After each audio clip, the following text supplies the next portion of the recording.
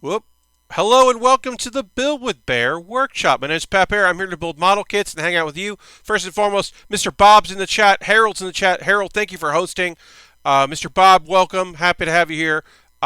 Throwing the Bear Cave, the Lego, the Scythe emote in the chat so you all can see it.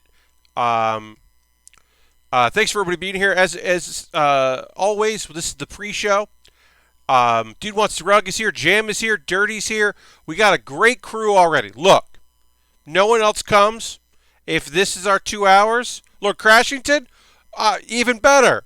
If this is our 2 hours, then we got just a solid ass crew here. Great amount of folks. I'm hoping a few more folks join us as always. I'm also hoping that hey, if you're watching this and you don't already follow me, or you don't, like a bit, a follow, renew your subscription if you use Twitch Prime or regular money, because at 10 p.m. you definitely want to be a subscriber, because at 10 p.m. we are doing the giveaway. There are 2 Lego sets that will be given away, but also you can see that some of the name is there. We didn't get the full name, but last night towards the end of the stream we got a new follow from someone that probably wanted me to say their full name. It's you can see it there. It's actually, the name starts with ice, and then there's other words. I'd love that to not exist on there. No pressure. It's fine if it's there. I don't really notice while I'm building. I don't look at it, but looking at it now, being like, good. Lashbrook is here. Hi, Lashbrook. Welcome, welcome. A great crew of folks already. Happy to have you here on the stream. Harold just cheered 10 bits, pushing that up even farther up on the top, getting that off the screen. Thank you, Harold, for the 10 bits. Appreciate that very much. I got to remember to bring my winners queue up here, because we'll have to do a drawing, and I want to tell you what that is. So, Harold also just cheered another 10 bits to push it up, which I appreciate. Thank you, Harold. So the winner of this month, and you would just have to be a subscriber and have not won a previous month. That's all I ask, is that you're a subscriber who hasn't already won. You're going to win the Lego Rebel Transport and the Lego Fighter Tank. Those are both Star Wars kits. Harold just cheered 100 bits. Harold has cleared it. Thank you very much, Harold. Listen to the Bear Cave and the Scythe emote in the chat. Or the Lego, or whatever you got, and thank Harold, who is now, yes, for the last stream of the year, has re-entered the top 3 as far as that. Those would be some cool kits to win. Yeah, Lord Gretchenton. They're both kind of on the small side, which is why I packaged them together, because they're both a little bit small. The Rebel Transport's a fun one. The Fighter Tank is a cool looking one and a good color scheme. And they're already built because I built them on stream, but you could rebuild them if that's something you'd like to do. Also, I won't say who, but somebody this year, we had an issue where somebody this year won. And they won two Lego sets, which I tried to mail to them. And we had an issue where their P.O. box was giving me problems, and they paid for me to reship it, and that gave a problem, and it became a whole thing. And we just ended up leaving it as is, where I have not shipped it to them. So I do have somebody's winnings from this year, which are 2 Lego sets, that sometime next year I will do a double month, where I will have 2 winners. But I'm going to wait a little bit, because it does cost money to mail things. And so a month where I'm feeling a little more financially stable, I will do 2 offerings. But thank you for everybody that's watching the stream. Thank you for everybody that's hanging out. Let's get to building. You may have not seen this if you didn't watch Thursday or Sunday. Last night I did a special stream. I don't normally stream on Sunday, but I did a stream on Sunday night. This is a Christmas gift from my mom and dad. You could hear here we'll do it's a sound board, it's a sound making device.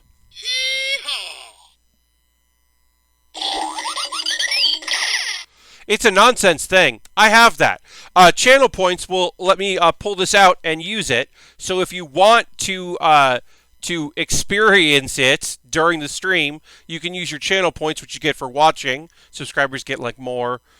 There's an AMA thing there. There's if you're not a subscriber, you can unlock emotes temporarily.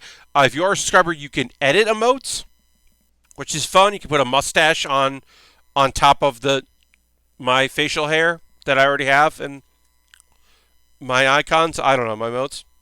I don't know. You got options. You do what you feel.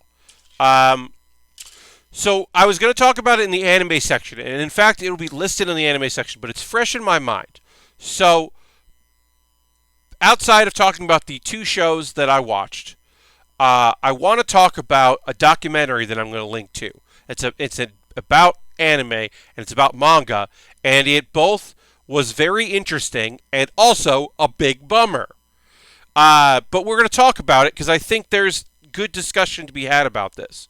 I watched the documentary on Hiroyuki Takei. Hiroyuki Takei is the mangaka who created Shaman King. He did create which ran the late 90s into the early 2000s. There was an anime about it, based on it, and it is a show that was like, or a manga that was popular. It was a shonen show, and then it wasn't popular, and then it got canceled, and then later he finished the story for fans that wanted to see the end of the story. They got the end of their story. And it's a creator who has done other work since, but never to those heights. There's a story, Ultimo. He did a story called Ultimo about a robot that was also like, it was a joint venture between like Shonen Jump and Stan Lee's like comic book publishing company. And it was a weird thing, and that probably existed longer than it needed to. Mainly probably due to like Stan Lee's involvement, or at least his company, if not him directly. It's another odd story. But so it's about a guy who like lost his passion and lost his drive. Like, hey, just so you know, the rankings, the popularity of manga means a lot to people, especially folks that are working in shonen and like Shonen Jump. And I'm fairly certain this dude not over it. Is not over it. Because like it could be, I would say this might be a hard watch for people. I think it's worth watching, and I'll link it right now. It's going to be in the show description on YouTube, and in the anime discussion. I'll link it right now, and I do recommend that people check it out. So I'm going to link it right now. But yeah, like I said, this is the doc on Hiroyuki Takei, the creator of Shaman King, and I do think it's an interesting watch. It's a short documentary. Harold, we will talk about Road Quest. Don't you worry. It's Monday. We got to talk about Road Quest. It's a short documentary, and turn your closed captions on to see the English subtitles, because that's under the closed captioning. So so you can watch it. But one of the things that was an interesting like kind of side note is, so they're in his studio, right? His professional studio, because a lot of mangaka, when they're popular, get junior artists, young people, to work on stuff. Sometimes they're run by a company, sometimes they're run by individuals, and they help you with lettering, or they help you with backgrounds or ink or whatever, to paint or whatever, like stuff like that, right? They do a lot of that stuff. They get experience. They get their names and credits eventually, sometimes right away, sometimes never. But they get a lot of experience doing it, and then maybe they get a recommendation, or they get a forward, or whatever. It's a good way. It has been in the past. So he has this vision, right? I'm going to have room. I'm going to have room for all of us and our stuff, and I'm going to get this big space so we can all be there, and there'll be a bunch of, like art and stuff, and maybe we'll get some computers. I guess we'll get some computers because it's like the 90s, so like the late 90s. So like, yeah, we'll get a few computers or whatever, like, I guess, and it'll be a whole thing. Well, makes sense. It's digital. Everybody does that shit from their apartment or from their like coffee shop or cafe. If you have juniors who are working for you, assistants, unless you have like one assistant who is in part of the creative process, they don't go to an office. They work from home. So he's got this fucking office that he doesn't, he has no real reason to have. Because, like, people don't go into an office. And it's weird. It's like a weird, like, there's a bunch of stuff that's just fucking weird, man. When asked, how did he become a manga artist? Well, he liked manga a lot. He grew up liking it and enjoying it, and knew that he could do art. But the reality is that in his early 20s, he became a father and needed to get a job. And like getting a job working for Shonen Jump, that ended up being the job he got. Because he needed work, because he was suddenly responsible for a human. Which is a great reason to get a real job and not just do whatever. And another specific from the documentary that I really liked was that he was asked about, he talks about how he first started out working with a lot of other people in the Shonen office, and they worked late hours and did whatever they needed to do. But he lived right near he lived like right there, right near the offices. So instead of staying overnight, he could just go home if he had wanted to. But he stayed in the office with everybody else. And, because he was like trying to work his way up. And that was like what you did at the time to like show that you were a team player or whatever. It's just like an odd concept to me, but I get it. I should also say, he mentions that he got into manga because he became a dad, and then that is the last time he never talks about that son ever again in the documentary. It is a short subject documentary. It's not that long, but he does not talk about that kid ever again. So like I said, it might be a bit of a hard watch. It is heavy, but I think it's worth investigating, especially because I like Shaman King. I think it's Shaman King was got hit hard by the 4Kids localization. I started watching it fan subbed, and then when it came out dubbed, I started watching that, and it's not great. It's not a great dub. I don't know how to watch Shaman King right now. I don't know if you can. I think the anime is fun. I'm sure you can get the manga has definitely been translated by Viz and is available to find. But it was a cool little documentary, and I like documentaries about artists like that. I think it's cool. Everything 4Kids touch turned to crap. Look, here's the thing. I get needing to. I don't think it's censorship when you have to localize things for an audience, and your cultural norms are different than another culture's, right? I get why, if you are a Saturday morning cartoon, you probably don't want a guy smoking a cigarette. Even if that guy's a fucking pirate, you don't want him smoking a cigarette. I get that. But also, maybe One Piece isn't for kids, and you shouldn't have licensed One Piece and put it on Saturday morning. That's an evening show. There's blood and death and sadness and goofiness and silly faces. And then eventually, ginormous breasts. Just big old breasts and bikinis. But yeah, at a certain point, even if 4Kids had kept the license and kept going, they would have had to stop with the dub. Because that show just became impossible. But it already wasn't for kids. Like shonen can be for young men, particularly, but anybody. But the target demo is young men. Uh, but yeah, 4 kids is a mess. Um, Overall, I think a lot of the Yu-Gi-Oh look, the Shadow Realm is part of our pop culture now, which is a wholly invented thing in the translations because those people just fucking died, man. Then you go to the Shadow Realm, they're dead. Uh, but Yu-Gi-Oh had to make some changes to get where it needed to be, and that's fine.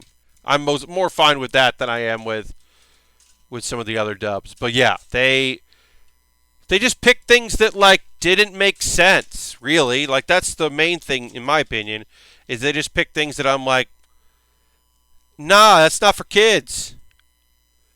Your company's name is the number 4 followed by kids.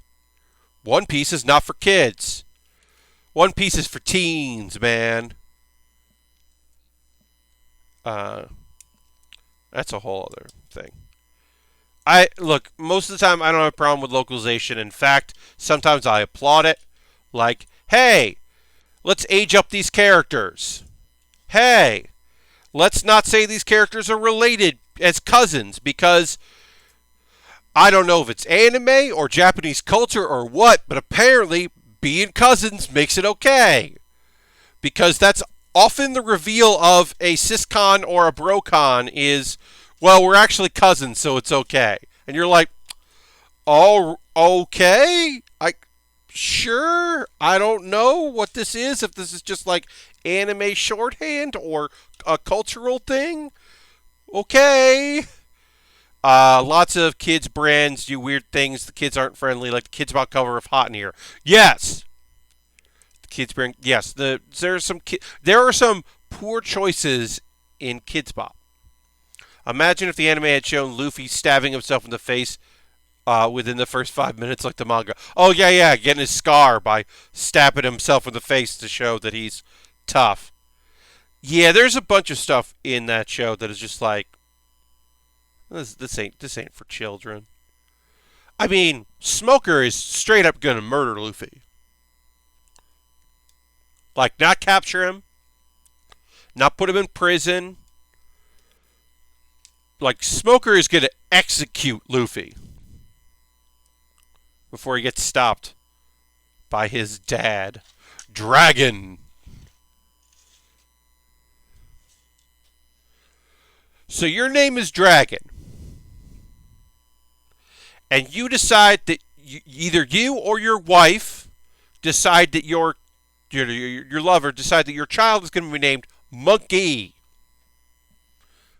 Sure. I'm not talking about the Willow D. I'm just talking about your name is Dragon and your son's name is Monkey.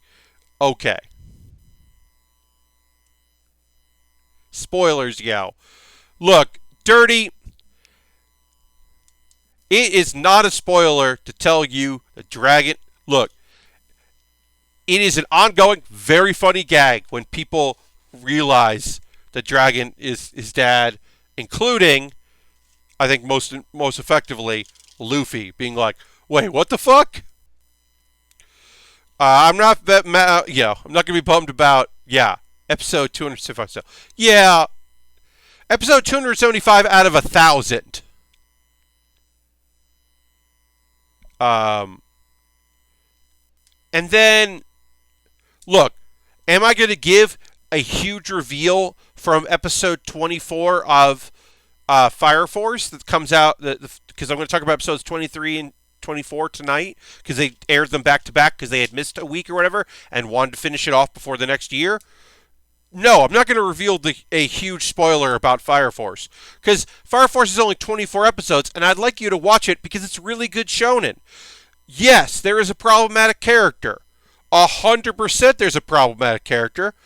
She is not great.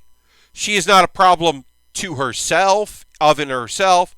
She is mostly a problem because women in shonen are often not great.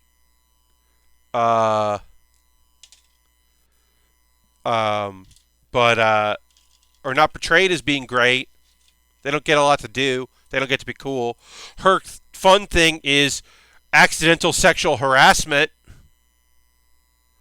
That's her fun thing. That's her fun character. Her bad luck is like accidentally flashing people and a bunch of other shit. And then there's a whole thing, and she gets rescued, and it's a whole fucking thing, and blah blah blah. But Fire Force is still a really good show that I do think that people should be checking out, because this was a year of great shonen. This was an excellent year for shonen. Mob Psycho, My Hero Academia. Oh god, there's a ton of them. Hold on. I'm gonna see if I have.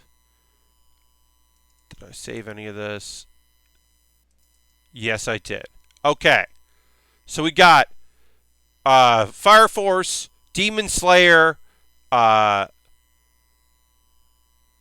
Clover, Mob Psycho Season 2, Dr. Stone. It's not really shonen, but Is It Right to Try to Pick Up Girls in a Dungeon? Season 2 was good. That's an isekai. Yeah, I mean, like, really strong ones. Like, really strong shonen. And, like, Boruto. I don't know, some people really liked what Boruto was doing. I wasn't super into it this year. One Piece. I didn't even mention, we talked about One Piece, but, like, Whole Cake Island wrapped up. It's getting pretty solid, I think. I gotta get caught up. I'm behind on One Piece. But yeah, overall, as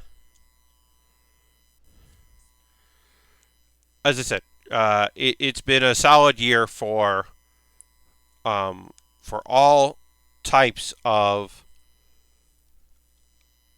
shonen shows. Shonen and isekai ran wild in 2019. There were so many isekai. The fact that the next season there are only 2 isekai is kind of unbelievable. Villainous is coming out, and then the director's cut, quote unquote, the remake, re-release of RE0, I believe, are the only isekai next season. And there were like 6 of them this season. So, oh boy. Kind of surprising, actually, that there aren't going to be more. But if your anime thoughts and opinions and feelings, if you lean towards romantic comedy stuff and slice of life, next season is going to be really great. Update: Heya Camp is being localized as Room Camp. So the mini-series, side spin-off series of Laid Back Camp that is coming out is going to be called Room Camp. Room Camp is also the name of like the jokes at the end of some episodes. And it is basically a side series. It's a short-form side series. I don't know how many episodes they're going to be. I don't know how long they're going to be. I won't know until the 6th, which is a week from now. So next Monday I get to talk about more camp, and I'll talk about Room Camp. But it's basically out. The live-action drama of Laid Back Camp, the dramatization, live-action, is coming out on Amazon Prime in Japan. Will it be subtitled and on US Amazon Prime? I have no idea. Will it be fan subbed if it is not? I mean, either way. Will it be fan subbed? And will I make attempts to watch it? Yeah. Yes.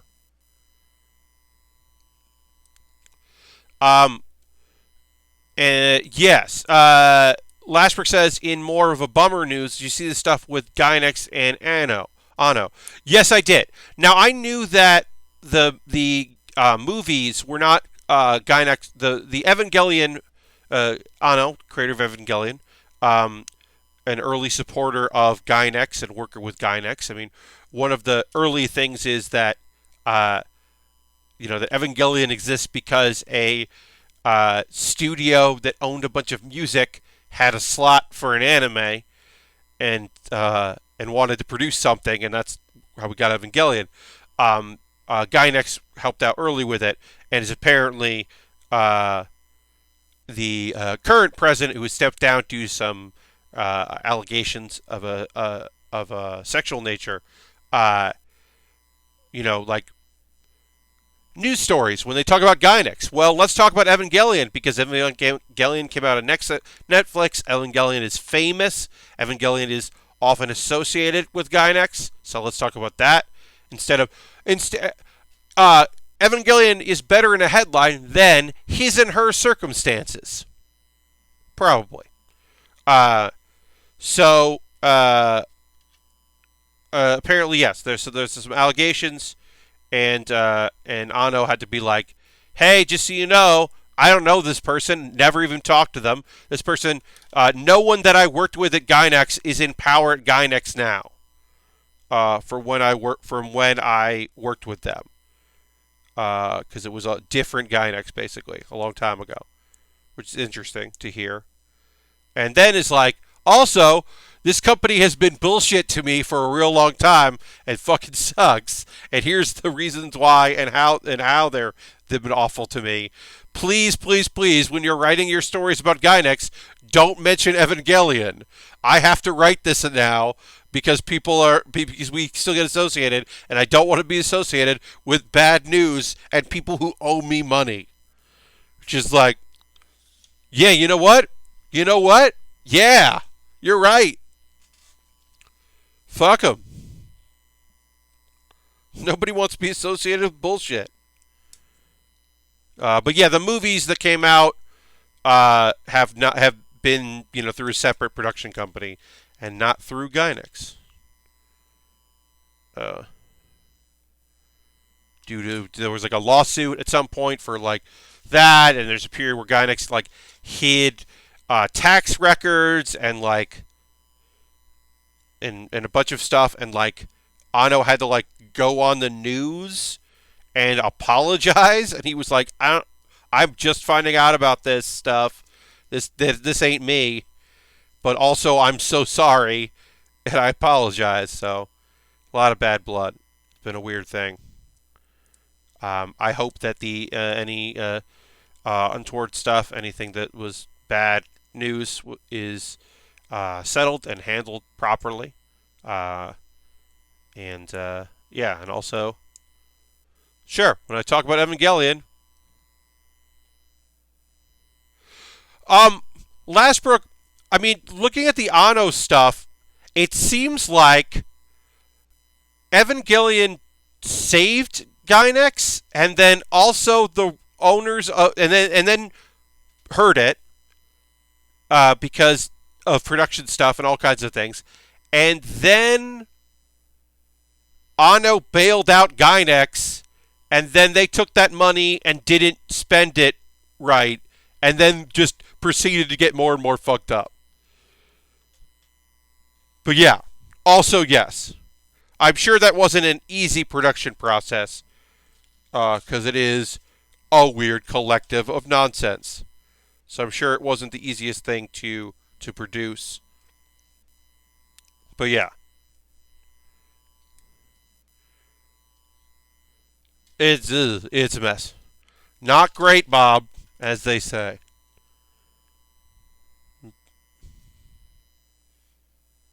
Uh, 16. Yeah, just seems not good.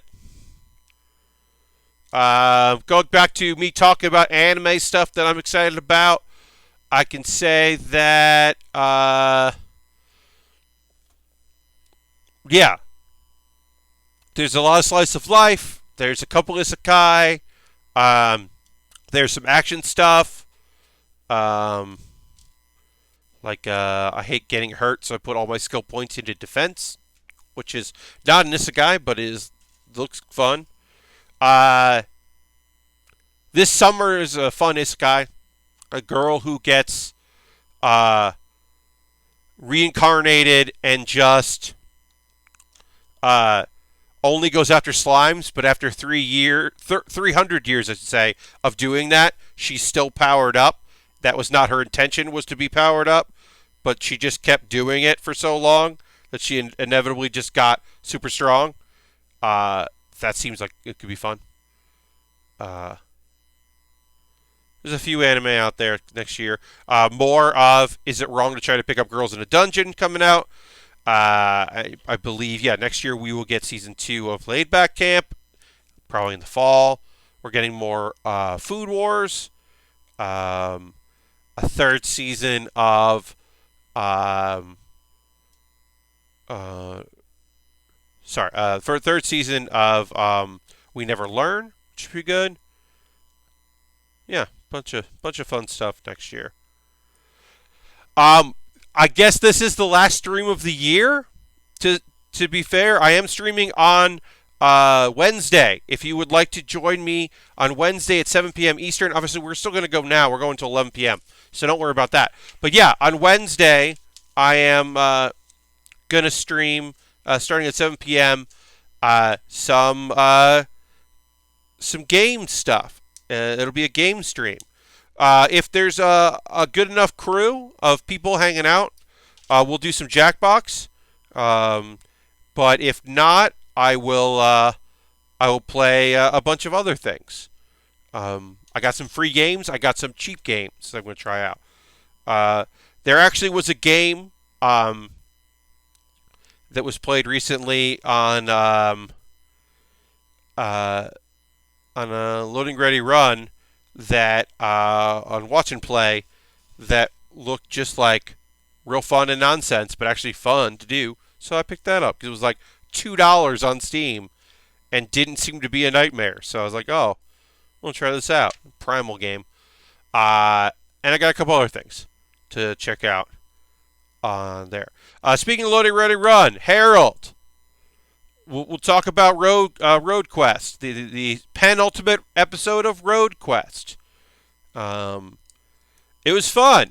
I'm glad Ian is back. I thought perhaps Ian was just never going to reappear, and they were just going to be like, Ian was with that car, and then that's it.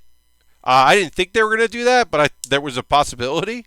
It seemed like it, because also there's a good bit of that episode at the beginning, just enough of that episode before they mention Ian that I'm like, what's the twist here? What's going on? And then the twist ended up being eventually that Ian is there and it's fine. But yeah, some fun stuff, some good goofs. Not a lot happened to this one, but it was still fun. Good character work by Peoples. Good bits of business, as they say. All right, so we got our shield here, and we got our Buster Sword, because things can clip. Basically, normally this is the shield. Harold says, I guess an F-350 is the closest Ian could find to a mech. Yeah, that truck showing up was pretty awesome. I really want to know what other options they had. I think they just wanted to go for something like a rental that was weird. I mean, what they could get. Because obviously, you can get a sedan as a rental. It's not. I can't imagine, even in the Yukon, I can't imagine there aren't other options for rental vehicles. But that truck is it's a fun choice. They're doing a Q&A after the show next week. Oh, that's fun. That's cool. That'll be neat. I will catch that because I'll watch some of it before the stream. Because it comes out 7 p.m. Eastern.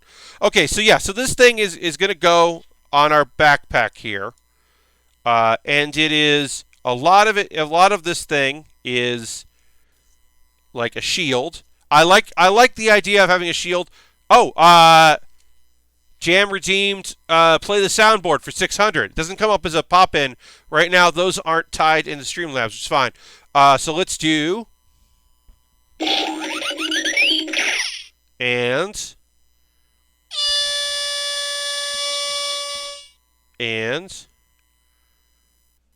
Mm. And one more, just cause. There you go.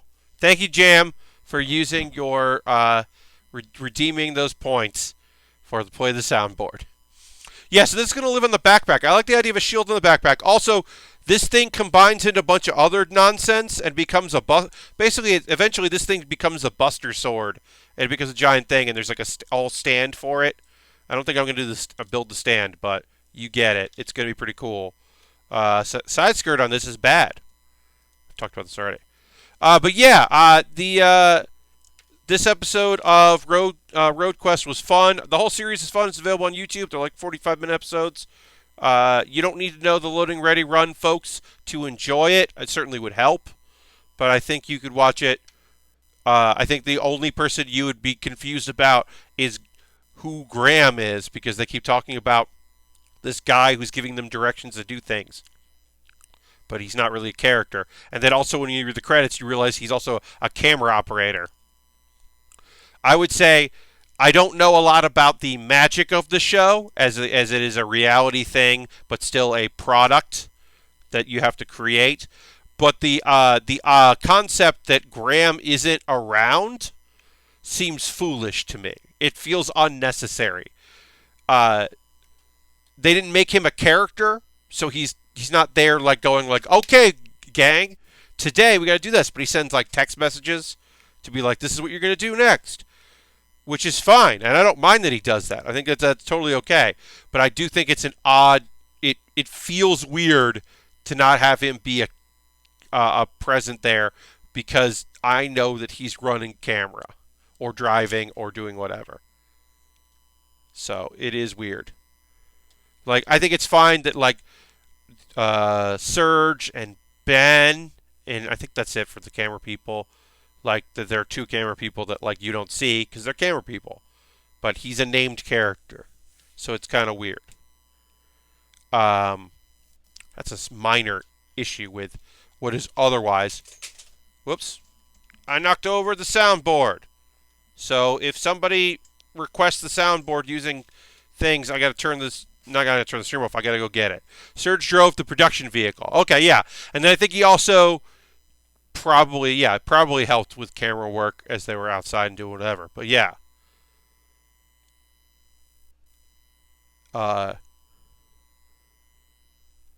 it is still a fun little bit of business. I've enjoyed it. Yeah, so I'm gonna have to go pick up the soundboard because it just fell off my desk or my table. But yeah, I haven't really done much. Look, I streamed yesterday. I did a build stream yesterday. I don't have a lot to talk about in my life. Today, I watched some videos. I put up, and I'll link to it in the Pause for the Cause, a new episode of Pat Bear's Anime Club. It is the last one of the year, episode 7 of Pat Bear's Anime Club, where I talk about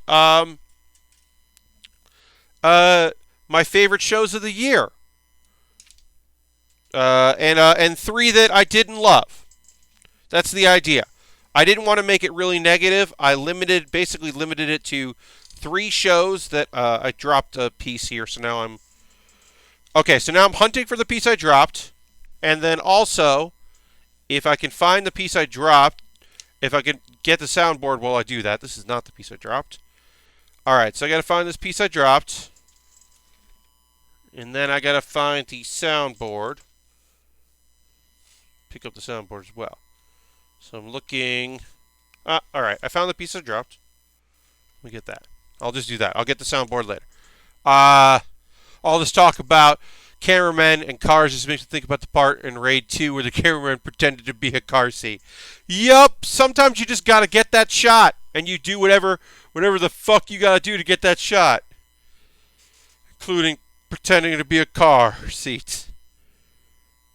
Because where are we gonna put this camera person? Wherever we can.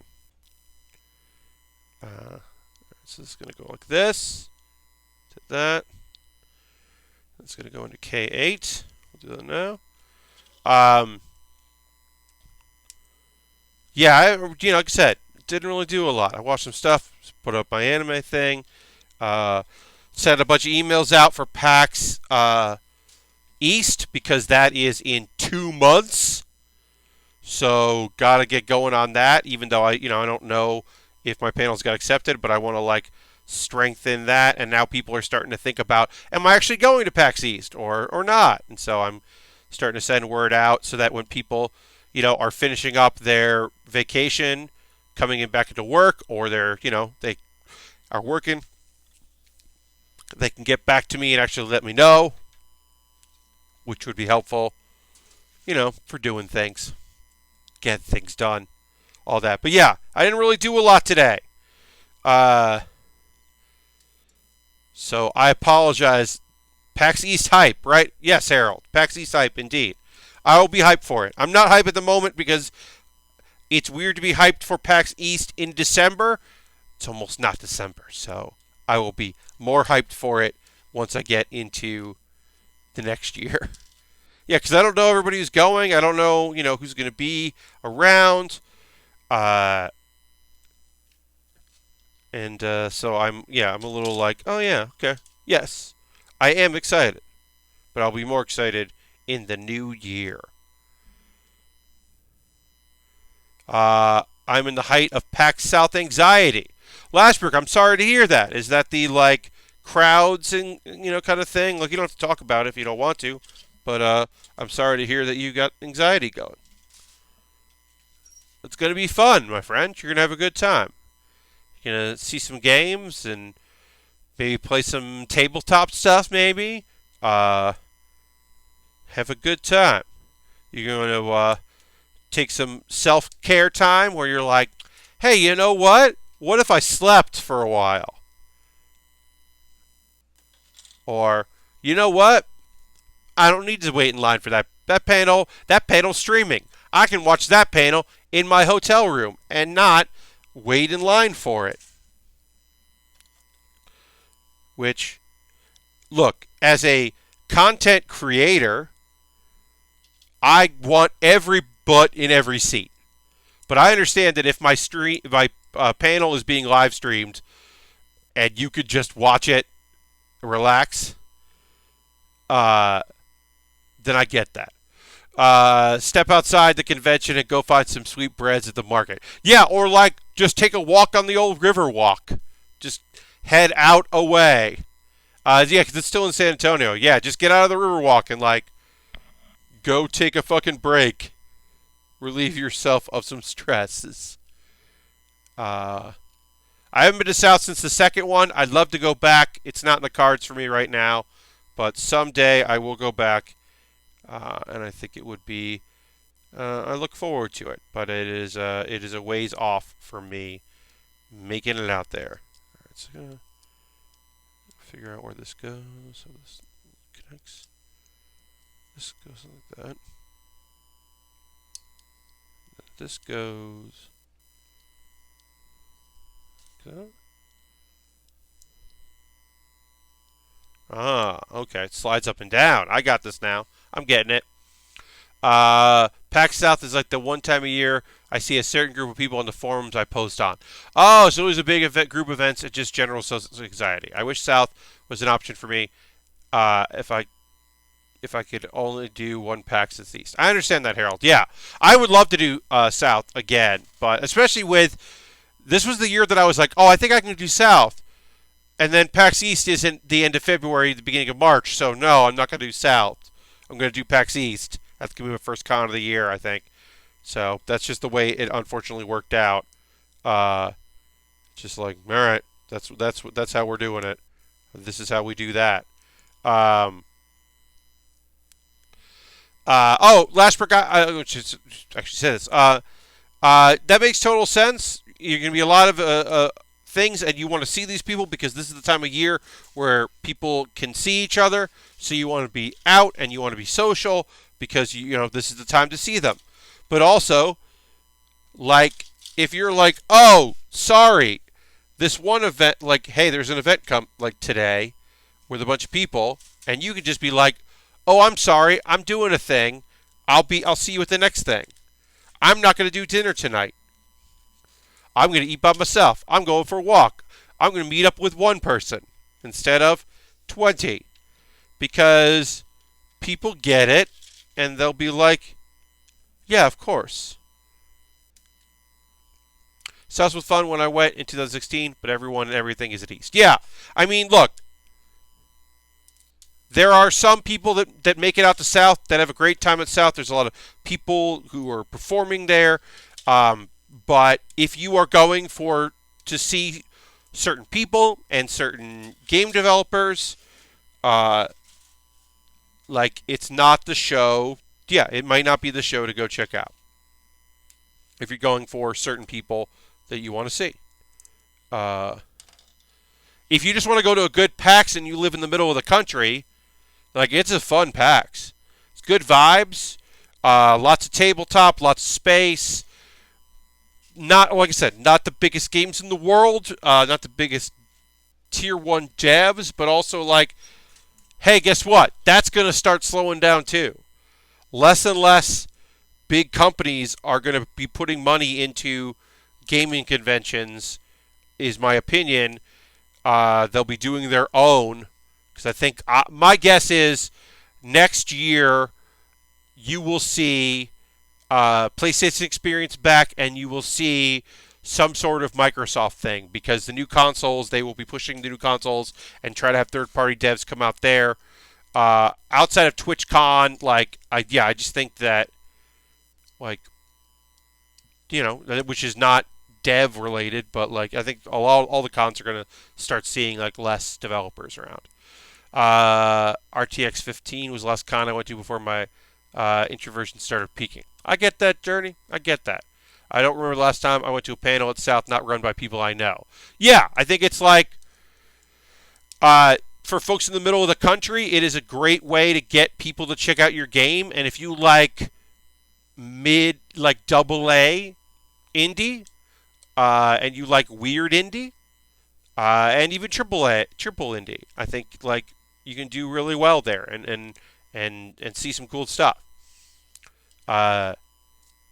But if you're looking for the biggest things out there and the new releases and the latest and greatest, like, I don't know. And then also,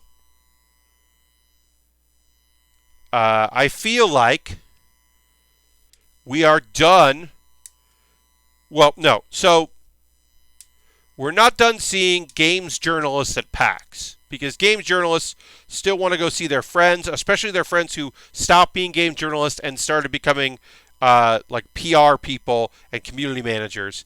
So there's still going to be a demographic of folks that want to go to conventions to see their friends who now work in game dev. But the days of a publication, you know, get an Airbnb or a bunch of hotel rooms and sending out 6 to 8 people from a website, I feel like that's probably done. Next year will be weird for devs publishers going to cons with the new consoles. Still in a weird announcement, but not showing it. Yeah, I think the early Lord Christ, I think the early stuff is going to be like late gen stuff, lots of PC stuff. It's going to be fine, and it's going to be people who, like at there'll be a lot of like trailers and stuff at like the middle of the year, even after E3. Like they'll start to eventually be able to roll things out. But I think like at PAX East, I'm going to see a lot of coming to PC in 2011 and other platforms. And you're like, okay, 2011, 2021. I meant 2021. You know what I meant. But I do think that this is the end of, we have seen the end of, like game websites sending people to conventions. I think it's going to be fewer and farther between 2011 is the new retro. Hey, yeah, it's almost 9 years old. It's gonna be 10 years old before you know it. That's retro, baby. That's retro, baby. Oh, you know what? Speaking of baby, here's a podcast recommendation. this year, as of a couple months ago, the WWE finally started a podcast network. A thing that you probably assumed they already did, which they did not have a podcasting network and probably should have for a long time. And you can listen to other stuff if you want. Corey Graves is fine. It's whatever. But the one you want to listen to is the New Day started a podcast. And it's like 45 minutes, like 40 to 45 minutes episodes. And it's only a few episodes in. And they're just telling the story of the creation of the New Day. And if you love wrestling, I think it's a great story. If you don't like wrestling or you don't really follow wrestling, but you know the New Day because the New Day have transcended because they're fun and whatever. And Xavier Woods is obviously a friend of games and a gamer. So you kind of probably know what's up with him. But yeah, if you're interested, you can check that out. They do a new podcast. It's real good. I never tire of the fainting kid impressions. Yes, they razz each other real well, and Big E gets real hot, and he boasts and gets big as a coping mechanism, and it's very obvious and very funny that he's like ha ha ha, but also like ha ha ha, yeah, and it is enjoyable. Where is M1? This is M2. Am I missing a sheet? Did I lose a... Huh. I am, missing... Weird. Yeah, I'm definitely missing that. Huh. Nope, that's my water bottle falling. Weird. I'm like missing I'm missing one of my sheets. I have M2. I'm missing M1. I'm going to quickly go through everything here. See about that. This is the base stuff. Not there. Weird. Sounds like a great close friend egging each other on. Yes, it is really fun, and it's a great story. The highs and lows, the why it started off is this one was all about them missing being heels and yelling at kids because the thing they did at house shows, which you really can't do on TV, where they would just be like, going up to kids who were in the front rows of house shows and booing them and being like, "Stay in school, study harder. I'm an adult. You can't talk to me like that. I'm an adult," and them just like razzing kids because they're professional wrestlers and big men and just being mad at kids who are mad at them. And it's just really great. But talking about and they reference a somewhat forgotten tag team, a tag team that because they hadn't really Cesaro and Tyson Kidd and Cesaro, who were a short-lived tag team because Tyson Kidd was unfortunately forced into early retirement, due to injuries. And they were a great tag team, but they were working heel but loved because, hey, guess what? People like Cesaro a lot and don't want him to be a heel. They were ready for him to be a face, and then they so it was easy for them to do the swap, and they did the swap like in, I think they said Germany. They did a swap in the UK because Cesaro was particularly well liked in wherever they were, so it was easy for them to do the swap, and then it made sense to turn them heel because the crowd already wasn't liking what they were doing because it was 2014, and the audience was like, "So you're positivity preachers?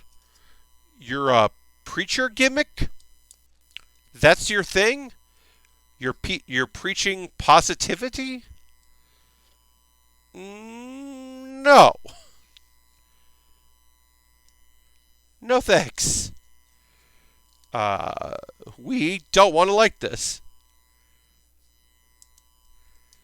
It's also interesting to hear, as a wrestling fan, to hear about a wrestler who has worked up until from the day he signed with WWE until 2014. Kofi Kingston worked babyface. He had a little bit of a heel run in the Indies as like a boastful Jamaican, but his gimmick was really good, and he wasn't on the Indies long before he got signed to the rebrand of ECW, and he like just blew the fuck up real fast, and just never worked heel up until recently, compared to his career. Just always worked baby, which is remarkable, like completely and totally remarkable to think about, that a guy could go that long in his career only working one way, and then eventually switching it up. But yeah. It's a good podcast. I recommend it. Hello, Epic Open World. Welcome, welcome. So I am missing M1, and I am currently looking for it. Like I said, I have M2, but I am missing M1, which is a bunch of stuff for the sword that I just do not have right now. So I'm working on everything that I have, and I will investigate. I've dropped it somewhere. I'm not sure. I'll look around a little bit here. I'll kind of like, after the pause of the cause, I'll just take a moment, drink my water, and like look for this fucking part of this sword thing that I don't know where it is. I will endeavor to discover where things went. We can do a bunch of the other parts of it that don't involve M1 while I look for M1. But here's M2. Yeah, it's just like some of these colored pieces here. It's basically the other side of this I need. And I don't know where it went. But, M1, there's another M1 piece, just don't have. Weird. Hopefully it will turn up. Budget cuts Gundam. Yeah, no. I mean, look, if I take this part off, it's not going to look weird. It's not going to look as good as it's supposed to look, but it won't look odd. It's part of the gun blade. It's a gun blade. You know, a gun blade. You know, a gun blade. You know, a gun blade. I'm just going to keep saying, a gun blade, until it doesn't sound like a nonsense thing that isn't anything.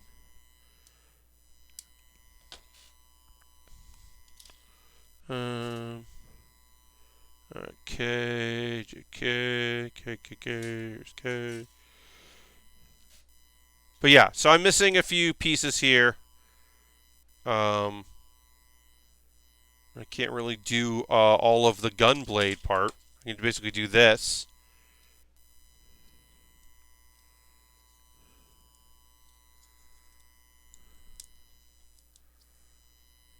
Yeah, that's like all I can do. And there's a bunch of extra pieces here from the other parts of this kit that you could do instead of this, because this is all the extra like full saber, because this is the full saber. Why would you need a sword? Is there a Gundam version of the Force that can use it? Look, here's the thing. Beam weapons rule. But you know what also rules? Giant swords that Gundams hold. The thing is, Epic Open World, I'm always in favor of giant, silly swords that you need to pick up and store. Look, I love that this guy's got a shield here, but also, like, things pop up and change and become part of a giant sword. So I'm into it. Dirty gun. Here's the thing. Gunblades is not just a Final Fantasy thing. Gunblades are in a whole lot of shit. There's an anime called Gunblade. What was it? I forget anything about it. It was a 2000s anime. Yeah. Oh, sorry. I'm sorry. There's an anime called Gun Sword. Gun Sword. It was in 2005. It's a mech show. It is a mech, and the guy has a gun sword. I apologize that I said it was the anime was called Gunblade, because it's fucking called Gun Sword. You know what? Show's not great, but you know what? Show's pretty good. Also, it was released in many places as Gun X Sword, not Gun Sword, Gun X Sword. Like I said, it's not great, but it's pretty good, and it ran for 26 episodes. That's pretty good. The opening theme is called Gun Sword, which it should be. Yeah.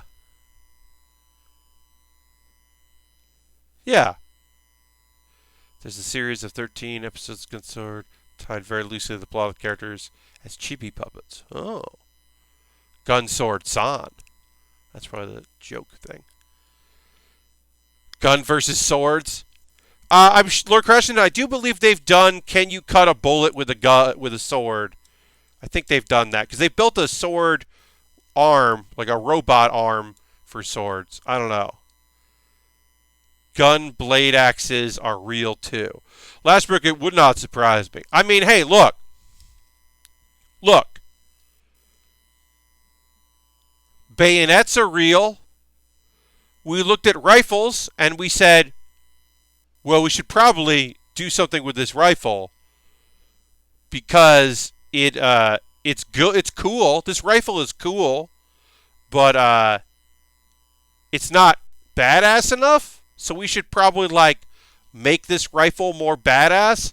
And also, if we run out of gunpowder, then at least we've got a knife at the end of it.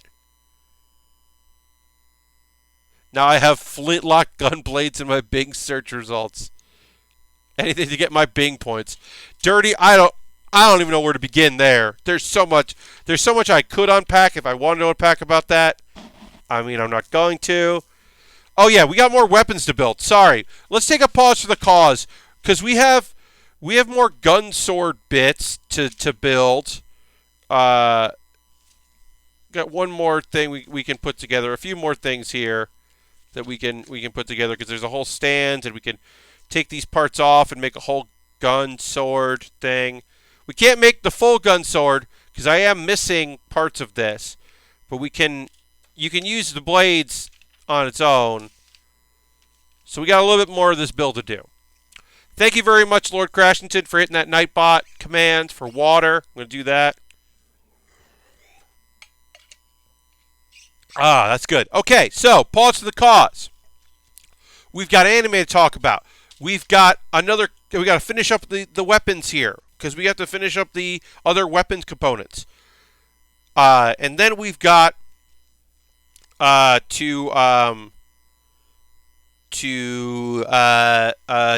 start a new thing. We got a new project to start. So, first and foremost, I've redeemed enough points so far that I got 7 months of Game Pass Ultimate. Well, that's awesome. That's very cool, Dirty. You game that system. If you're currently a subscriber, throw the Bear Cave, the Lego, the Scythe mode, whatever you'd like to in chat.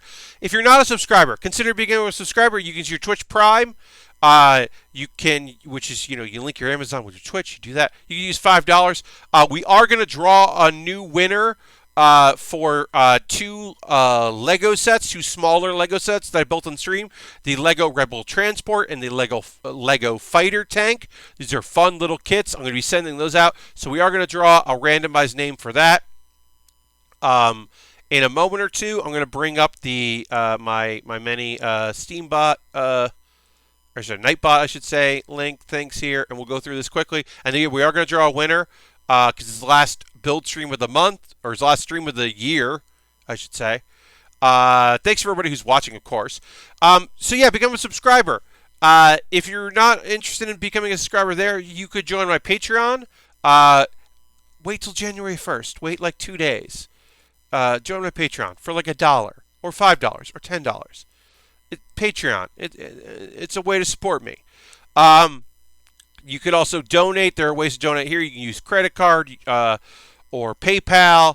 The credit card will be through Streamlabs, or Coffee, or PayPal. That's a way to support the stream. Anything I get through YouTube ad revenue, which is barely anything. I'm going to look at my AdSense for the end of the year. Probably not great. Through subscribers, through on Patreon and Twitch, and donations. While I'm streaming, anything I get there goes into buying kits and equipment to continue to build out, model kits into the future. So anything you can give is awesome. I'm halfway to my next payment, which will be someday in the future. I will have enough money to get another payout, because you got to do $100, and I'm at like $50 or whatever for ads, which is still very good. Don't get me wrong. $50 since the last time I got a payout isn't bad. All right, more stuff real quick, and then we'll get back to building, more doing whatever. This is the pause for the cause section. I have a wish list. I heard a couple people bought stuff on my wish list. I know one person, Taltos, the real Taltos, bought a kit and told me about it. And then someone else bought one of he bought the G Gundam kit, the G Gundam army, the god, like the Devil Army figure. And then someone bought me one of the cars. Somebody bought me that. So here's the wish list. It's in the show description as well on YouTube if you're watching after the fact. But yeah, somebody picked up the Death Army kit, which is awesome. And yeah, somebody also got me the RX-7, the yellow RX, the FD35, which is rules. I'm excited to build that. Thank you to whoever picked that up. And also the real grade Titan Z is coming. Somebody also picked that up for me.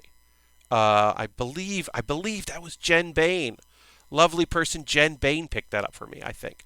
But hopefully people put some stuff in there. You can buy something on the wish list and I'll build it. I've got a good backlog. I'm going to be good till, I think, February, between kits that I purchased on my own and kits that people have bought. 6 hours of building a week. I think I'm going to be good for a little while, which is awesome. But you could also give me a gift card to USA Gundam Store, and I'll buy something on USA Gundam Store. You give me a gift card, you send me in Whisper on Twitch or a DM on Twitter. My DMs are open. And I would do that. Let's see.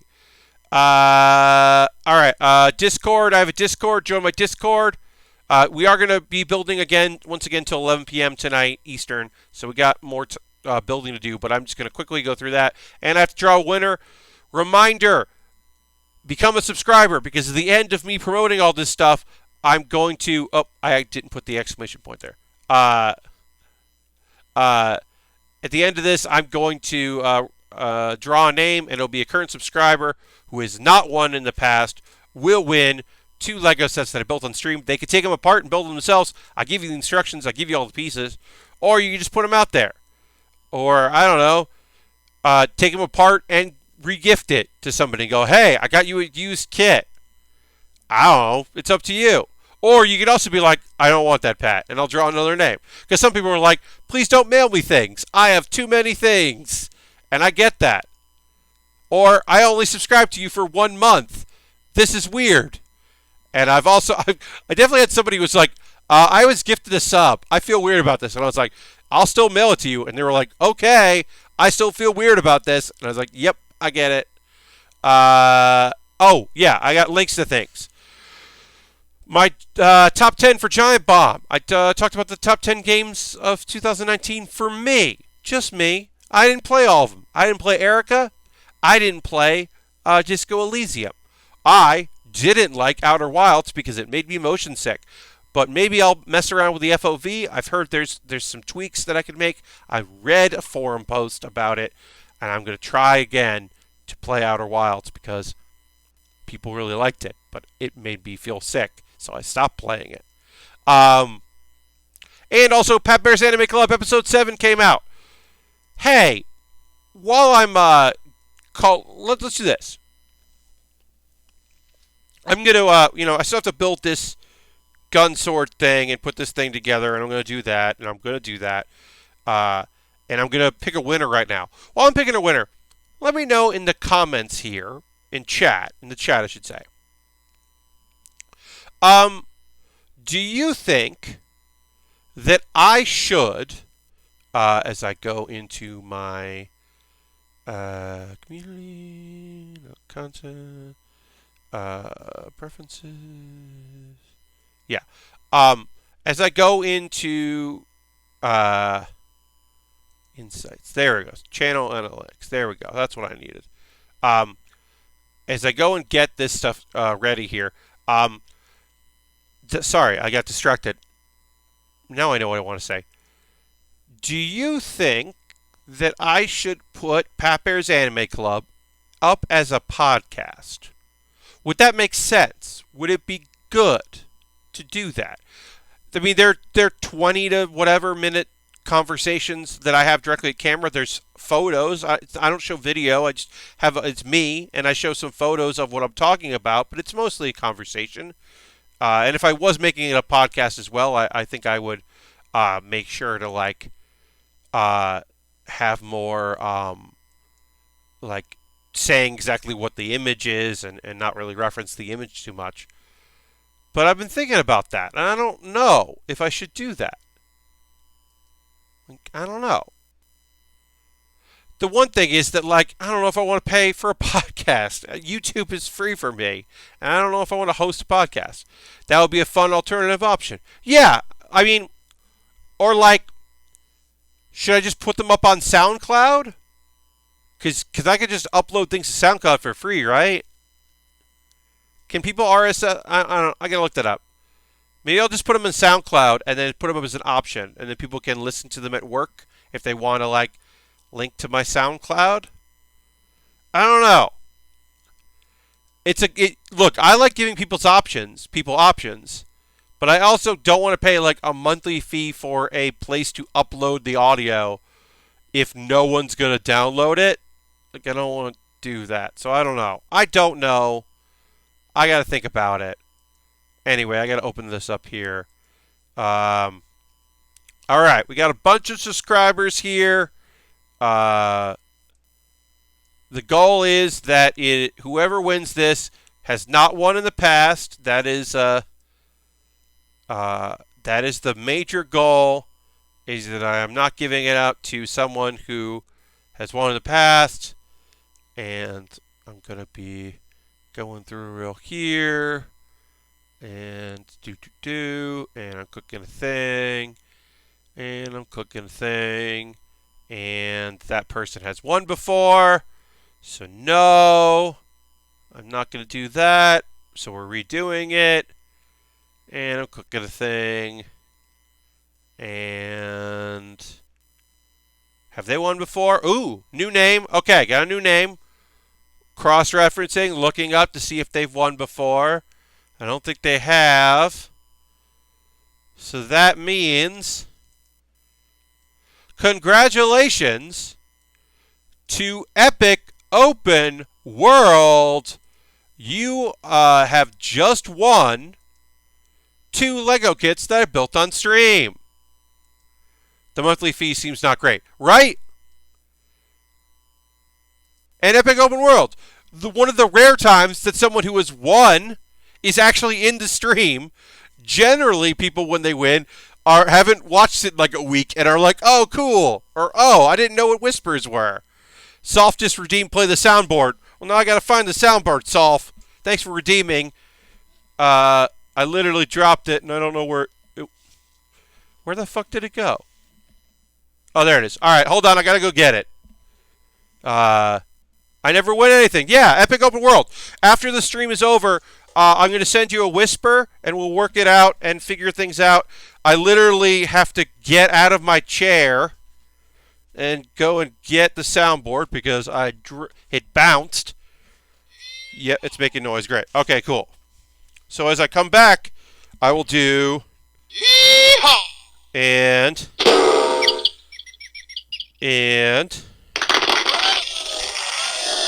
Do that again. Just dirty, yeah. also did play the soundboard, and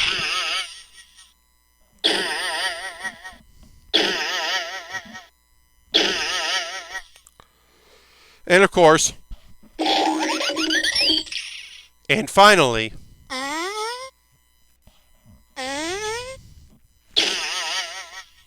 okay, I hope you enjoyed that. All right, let's get back to building this here. As I said, there's just a sheet that I don't know where it went. I assumed that it fell out of the back of my sorting thing, and it got swept up in some other stuff. I don't know. It's weird. But we'll basically build around that. Go back to this and kind of I'm going to build one other thing. But yeah, we can't build all of our kit here. So we'll just build what we can. Because the sheet is somewhere. There's some Scott Care Baer sound effects. This is a Dan Reichert soundboard. Yeah, it's really fun. Do I wish it had an output so I could actually plug it into my computer? Yes, that would be really fun and silly if I could use this as a mic input. But instead, I just have to hold it up here. It kind of worked out pretty good when I was just using the room mic on my laptop when I was in South Carolina. But it's still pretty silly in a way that I definitely enjoy. All right, so we'll just do this here. Yeah, so we're going to build the last part of our gun thing. And like I said, we're not going to be complete really until I can figure out where that piece went. But we'll still build the rest of what we need, because neither of the stuff we need for the rest of this gun piece here is off that M sheet. And I just don't know where the rest of it is. And it's weird. It's a weird thing to be missing some stuff. The Elgato Stream Deck seems like it could be turned into high-tech version of the soundboard. Yes, Lord Crashton. Also, if you get the big Steam Deck that's a lot of buttons and you have a lot of spare buttons, you can also do animated GIFs that appear out of nowhere. You can optimize it for for nonsense, some real nonsense to show up.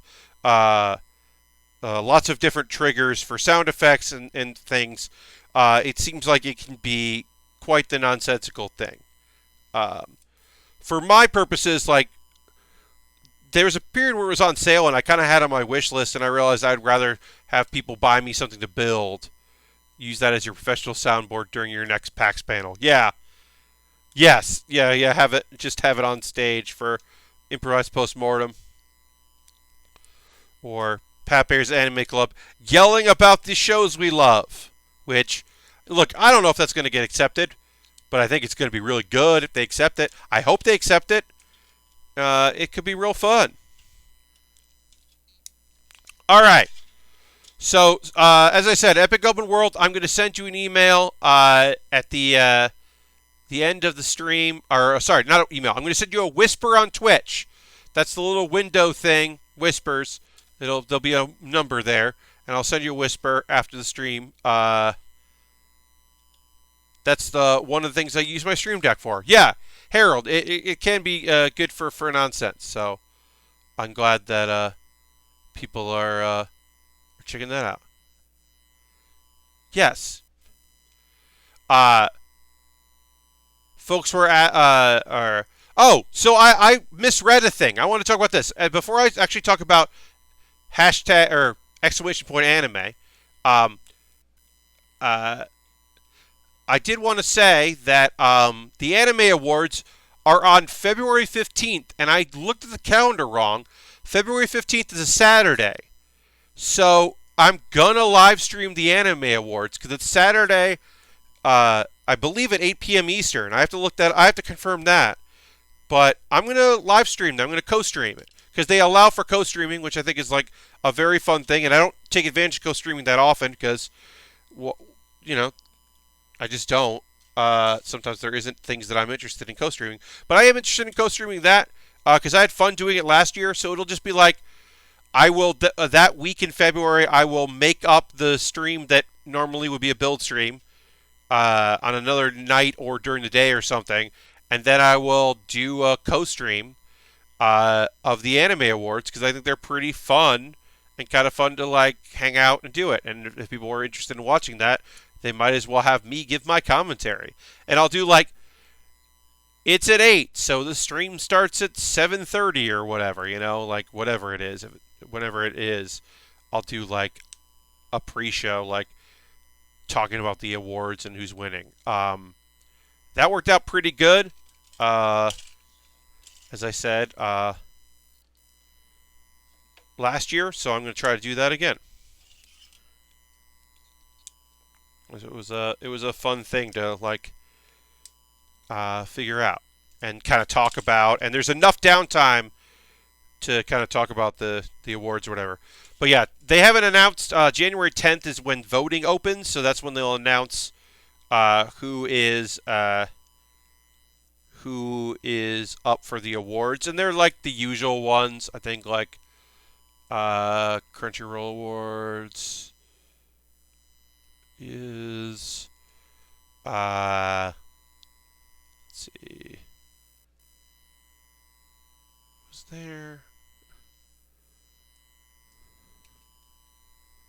There it is. The Anime Awards from Crunchyroll.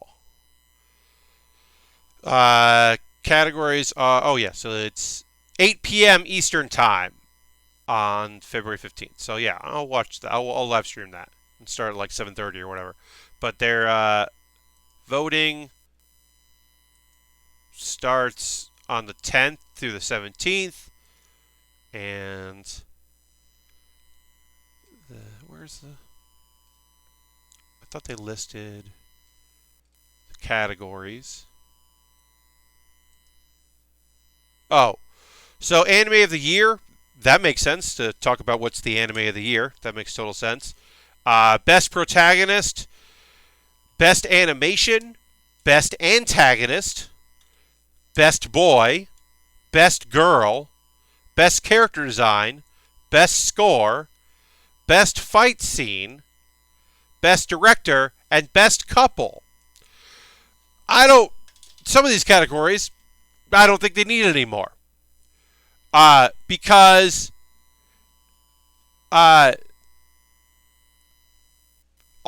here's the thing. If you're gonna have best antagonist, or if you're gonna have best protagonist, then you shouldn't put a bunch of shonen boys in your best boy category. Last year, still saying Dan and Jeff need to present an award at the show. I would love to figure out a way to. I'm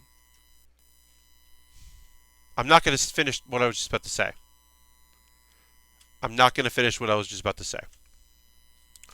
Because I had an idea for a dumb thing that made. Look, if it doesn't go through, I'll talk about what I'm thinking right now.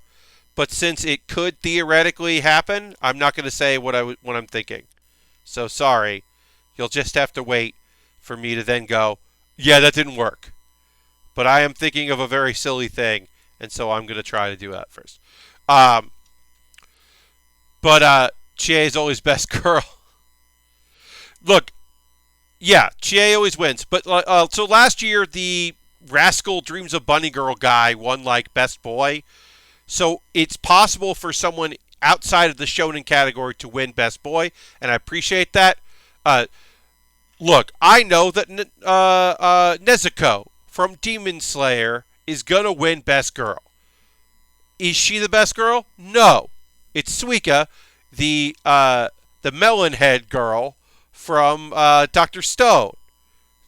She's the best girl, but she's not gonna win that. She might not even end up in the best girl category, which is a bummer because she is the best girl. But yeah, it's going to be her or the main girl in the girl whose name escapes me. I can't believe that, from Fruits Basket. It'll be whatever. There'll be a bunch of girls in there. But yeah, it's weird to have best antagonist and protagonist and then best boy, because most of the time with shonen, it is the same. They're going to end up in there.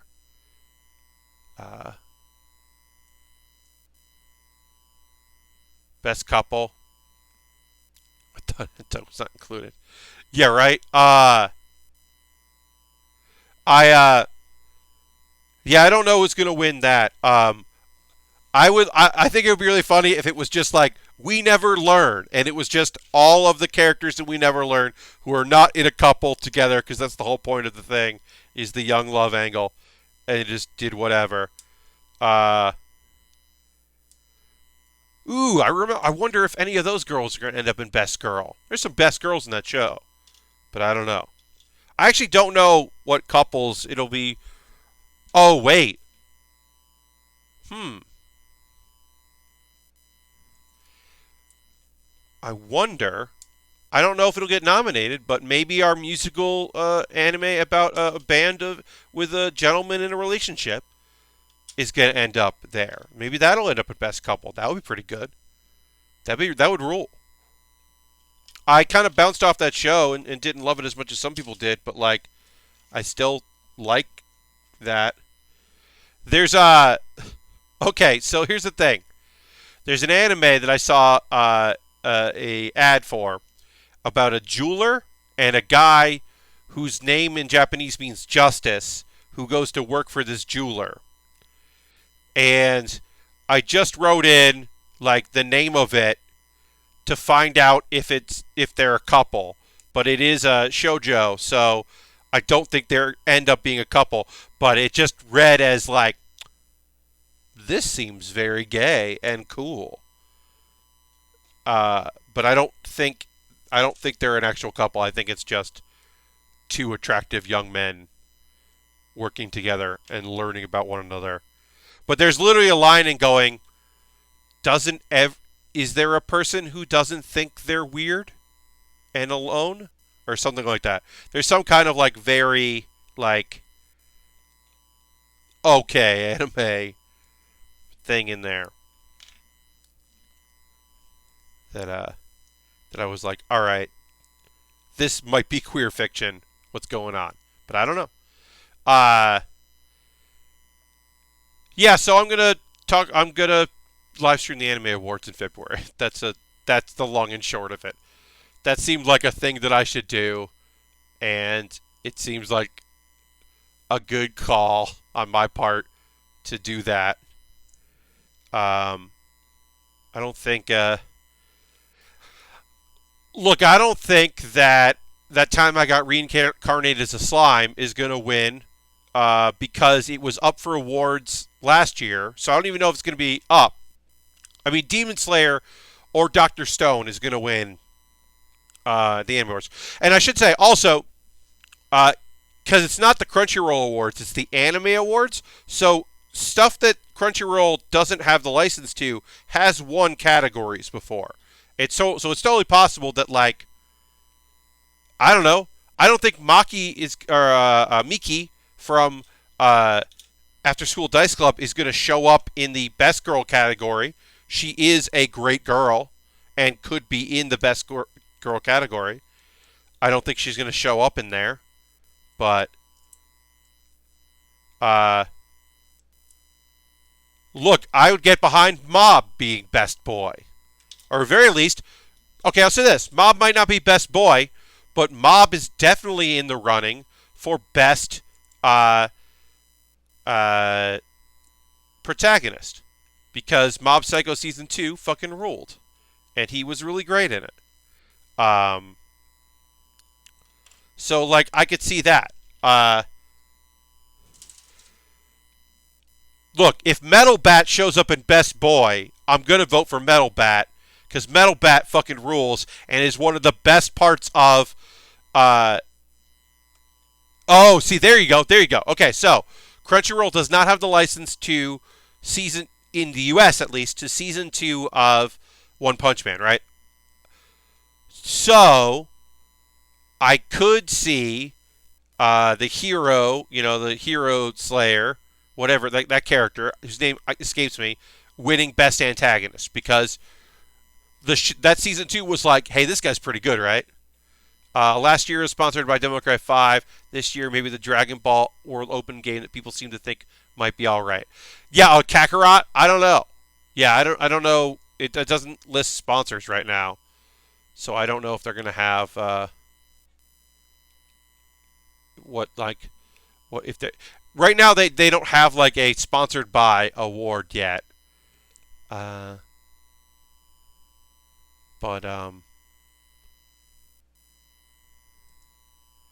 we'll see. I forget the guy's name, but I guess I could see that. Metal Bat, I would vote for Metal Bat for best boy. That's a good boy. Tries really hard. Looks like a delinquent. Cares a lot about his sister. Wants to do his thing. But yeah.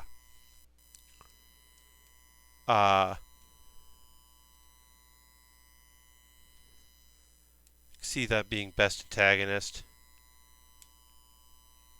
All right, so speaking of anime, let's just go to it. Fire Force. So this season they took a week off for production issues. They also took a week off early on because it was a double-length run, 24 episodes. They also took a week off because it is a show about fire, and there was a studio fire, a Kyoto studio fire, and so out of respect, they did not air an episode 1 week. So they gave us 2 episodes. They did a double episode batch, and I wasn't expecting that. So I was like, "Wait, why do I have 2 episodes to watch? What's fucking happening?" Oh, holy shit! There's more. Fire Force. They announced there is going to be a second season, which is great because, as I said, it is a slept-on show in a very excellent year for shonen. I understand why it is overlooked, but please do not sleep on it.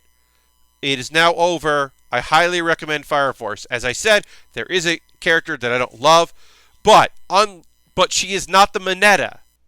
She is not the Gotch from Black Clover. She is not a character that you're like, this sucks. I hate this. Why the fuck is this happening? But why are they not gotten rid of this character? But also, there is a girl who is just like it's inconvenient in a bad storyline, and I'm not having it. Because there're just like not enough great female characters on the show to justify that. So yeah. Let's see. There's a big reveal in Fire Force, y'all. There's a huge fucking reveal at the end of Fire Force. I'm not going to even spoil it because I want you to watch it. But holy shit. I didn't see that part coming. Like, you knew pretty early on, like, the reveal that came in pretty early on about his brother, like, certainly isn't out of nowhere. But this revelation shit was pretty big and pretty, like, fucked up. It's a real last episode reveals. So you're like, holy shit, what the fuck?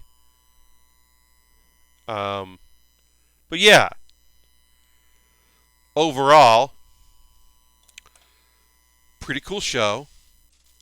As I said, I would recommend it if you're looking for another shonen in your life. It's pretty great. Welcome to Demon School. So this is a double-length show. This is a show I came on late to. I got caught up on.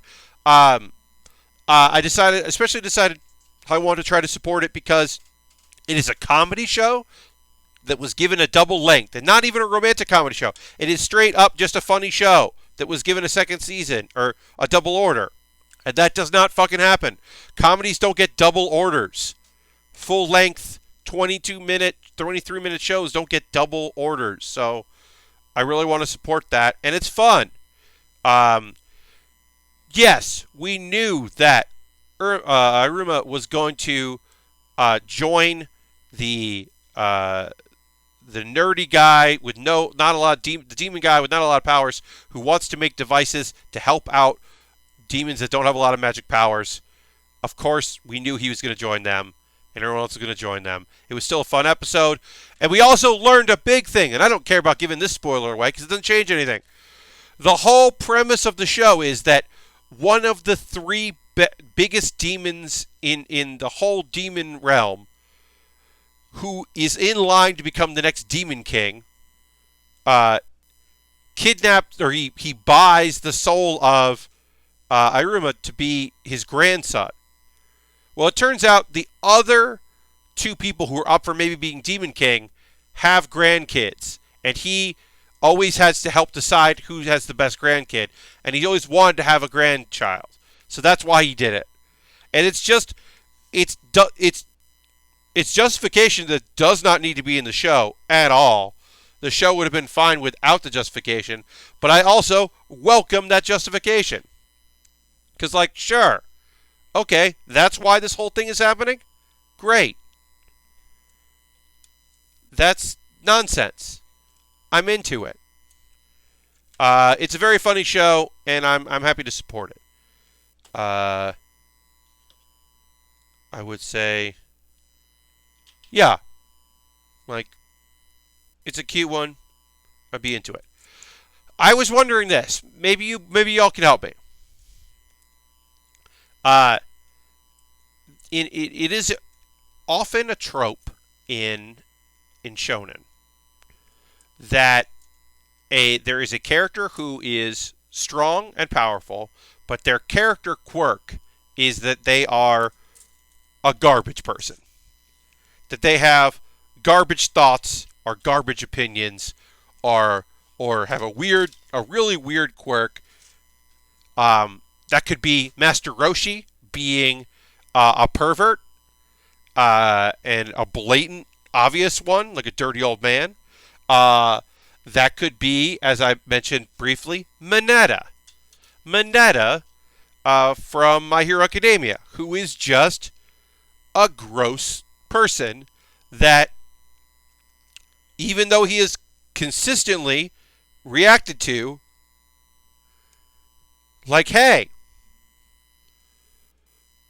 remember the time where he opened a drawer in a girl's room and did the whiff thing?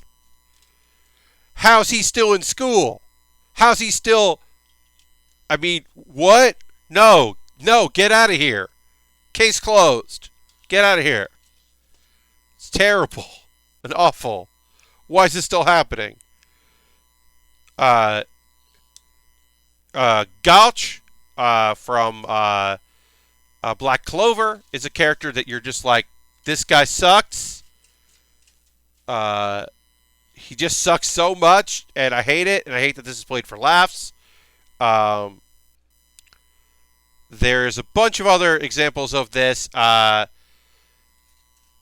will say that, like, Brooks is, like, not the biggest problem in One Piece. Like, certainly not. You know, there's far worse bullshit out there than Brooks being like, because it's definitely played for laughs, where he's like, wants to see people's panties, and it's just like, all right, dude, I know that you were alone for a long time, but, like, you don't have to be gross.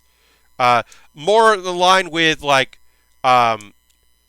Fairy Tail, and because there's no really super problematic characters in Fairy Tail, but the issues with Fairy Tail is like the other issue, that there's either a Mineta or there is an overly sexualized character for no apparent reason, and it's complete nonsense and does not need to be there.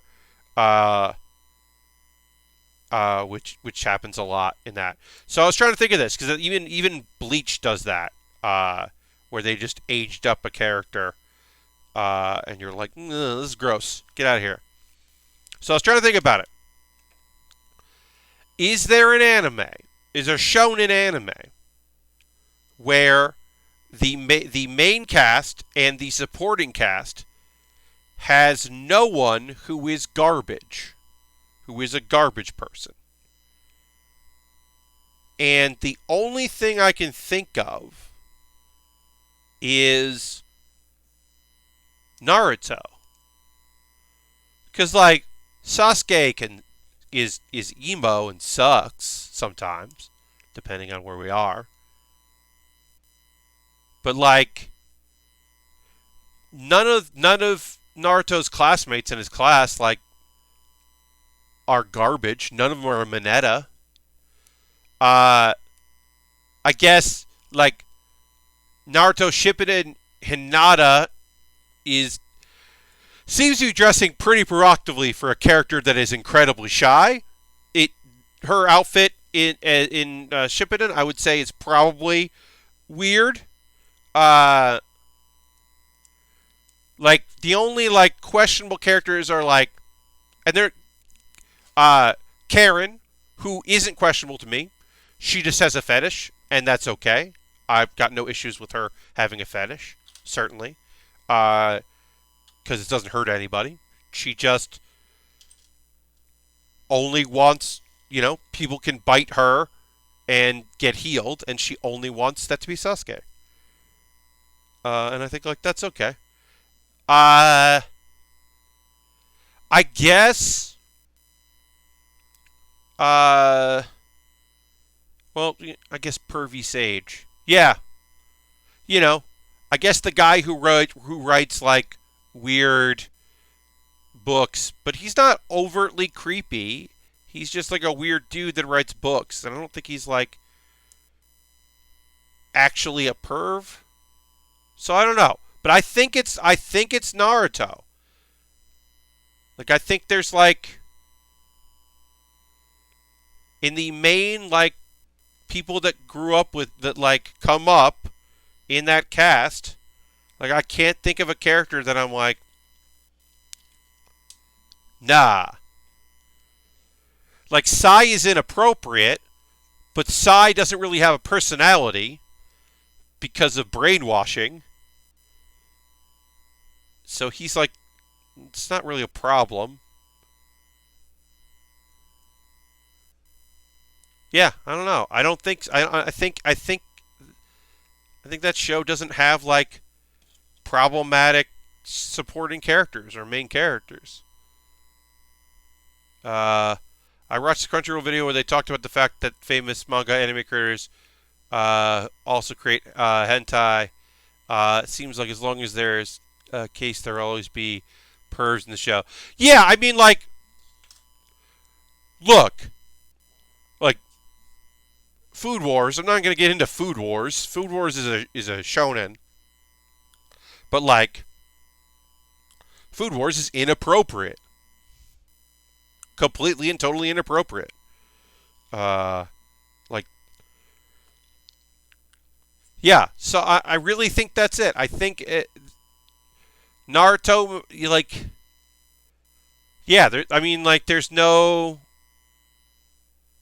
Well, I guess I think the closest thing to it is like Hinata's clothing choices later on, but that's I think probably it. I mean, like, is it a bummer that like Sasuke is an absentee father and like Sasuke's and Sakura's like relationship is really weird and strained and not great?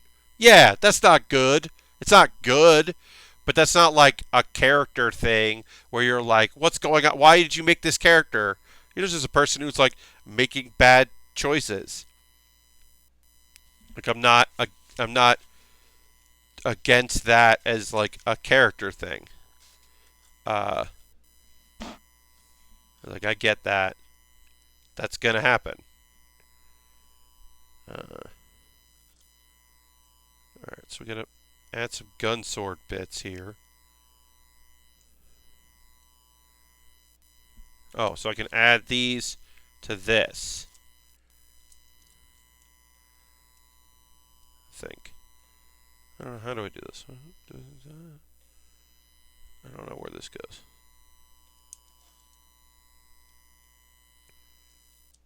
Okay, yeah, so it goes like that. That's fun.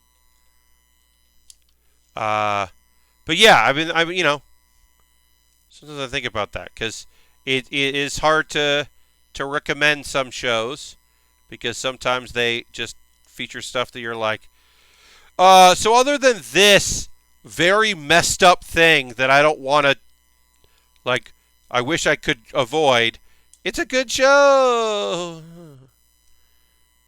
Um.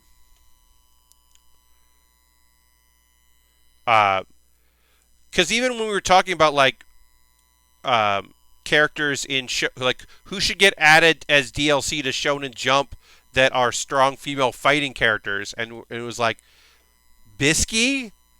It's like, is there any other ladies in Hunter x Hunter who are awesome? It's like, other than Bisky, not really. Bisky is the most awesome. There's not really a character that's more awesome than Bisky. Sorry. I was going to say Bleach, but then the Baer Lion thing. Yeah. Yeah, there's an aged up character that's kind of weird and not great. And there's just some not great stuff in that show. There's some good stuff in that show, but it's tough. Because I'll say this, like, from only the perspective of, and we've wrapped up this kit. I mean, there's a little bit left to build, but not really. Um, oh yeah, I can build out this sword up a bit. So we'll do that. Um, so like talking about like Black Clover, right? Like Gotch sucks, but I was talking to somebody about female characters in particular, and like, there's some rad ass ladies in Black Clover. There's Gray, who is, you don't even know is a lady, for presents as male because she's a transforming character, but is really nervous but really finds her place when she wants to protect people and is like a fun character. There's Charmy, who is one of my classic support characters, who is a joke character until she's fucking not a joke character, and then she's awesome, and then she's a joke character. And there's Noelle. Noelle should basically be the main character of Black Clover. She's the character with a lot of potential who can't find her potential, but by being taken out of her comfort zone and put in a different position, finds strengths she didn't know she had, and has the ability to be awesome and step up and like fulfill her potential and her destiny. Like, those are the main girls. And then there's a support character who used plant magic and healing magic and is great, and she's awesome. And yeah, there's characters that like people and go through all that stuff, but that happens. But then there's also Vanessa. And there's a good look. They give a storyline reason why Vanessa is a drunk who is just in her underwear all the time and is introduced as a flirt. And yeah, they try to explain that away as being like part of her deal and okay because it's part of who she is, because she's masking it because of reasons.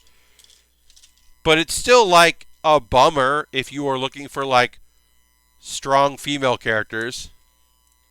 So is this discussion a reason why even when people say they love anime, the anime is trash? Yes. So Epic Open World. The thing with anime is, even giving my list of my favorite shows of 2019, I go through my favorite shows in 2019, right? Tell you all about all my favorites. Black Clover.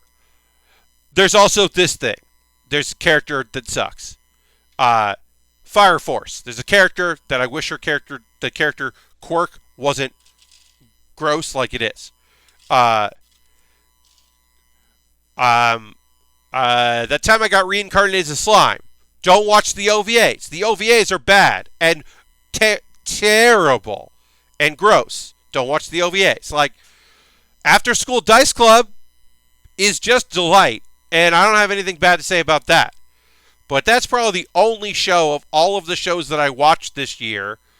I think that the season 2 of Is It Okay to Pick Up Girls in a Dungeon is a great show. There's some weird stuff about sex work in there, and characters' opinions on worthiness and purity. That's like bad, and then like kind of accepting, but then like there's a reveal that like, oh, don't worry, that it's okay, and you're like, fuck off. Like, it's hard. Look, it's hard to tell people that My Hero Academia, like, Look, is Mineta in a lot of My Hero Academia season 4? No. Is Mineta still a fucking problem? Yes. Like,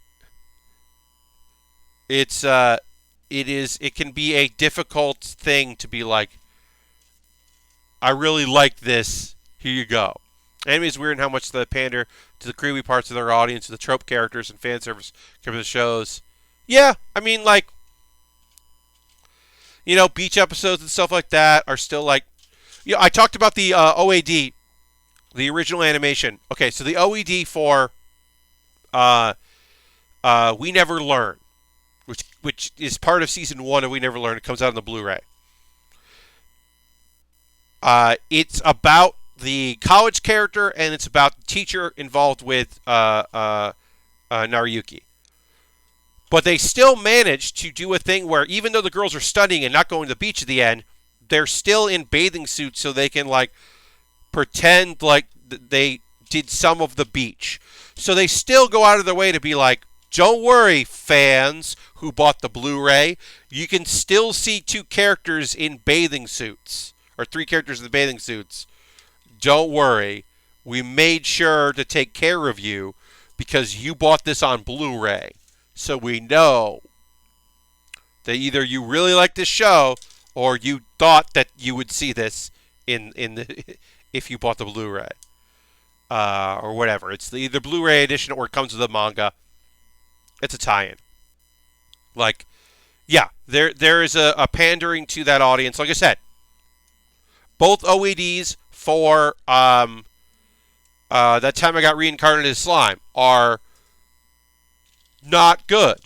Like, they're just bad. They're bad times and not fun. And a bummer.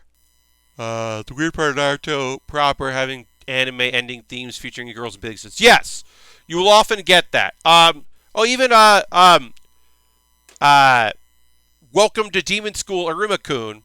The ending credit is all of the girls in the show. And yes, do they include the monster girl, the Cyclops monster girl? Yes, they don't just have the attractive girls, but also there's only 2 main characters who are girls and a bunch of supporting cast. None of the dudes are in the closing theme for a show that has, up to this point, no fan service.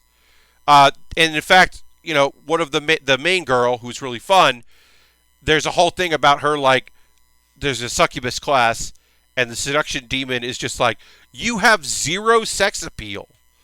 I have never seen that before. Oh my God, you'll never seduce someone. And they kind of make a joke of it. But that show has no fan service at all, and is still like, we know this closing theme, what you want to see, all of the ladies of the show. Hell yeah. And you're like, I guess? I don't know. I don't really need to. You could just have a fun song. Anime video games are just as bad or worse. Oh, yeah, with the fan service. Yeah. I mean, yeah. $30 DLC for terrible costumes that you're like, no, get this out of here. I hate this. Yeah, it can be pretty bad.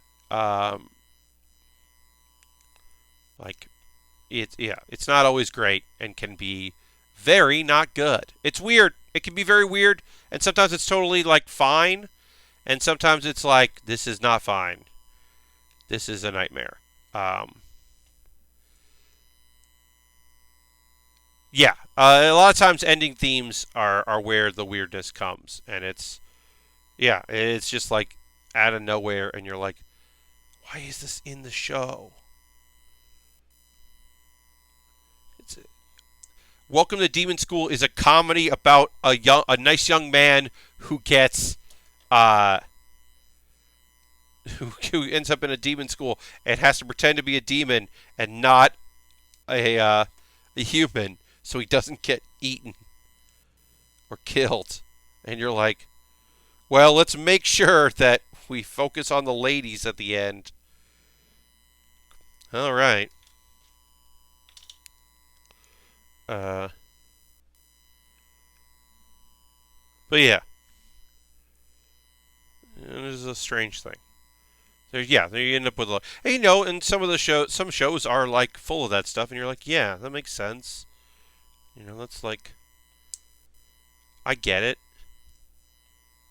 If the show is like a harem show, then yeah, of course you're gonna focus on all the ladies and do all that stuff. Uh, shows that in another world, my smartphone did a thing where their closing song was sung by different ladies in the cast, and the different ladies would be the focus of the video for portions, and there'd be parts where all of them were there.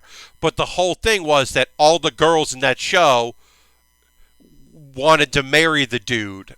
So yeah, it makes sense that it made sense that the closing theme was about that, because that was a fundamental part of the show. Was that? And I also say that's not a good isekai. Nothing happens. They make you think that a character is going to be the big bad of the show. There is no big bad. They basically they have a character in the opening song for the entire length of the show that you think is going to be a character in the show, just to have that character show up in the end of the season to be like, huh? This is going to be important. I am for sexy times. Just don't be a creep about it or sneak it in the show. Yes, Epic Open World. That I'm no prude. And I have no problem, especially like shows that are like teen shows, or yeah, explore that stuff, have that stuff, be the human elements of it. Um, like I'm totally okay with that.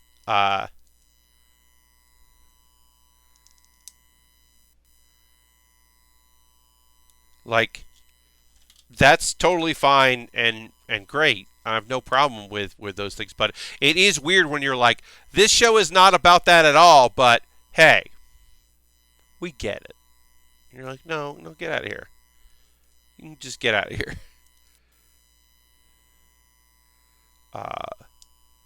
Nobody needs that.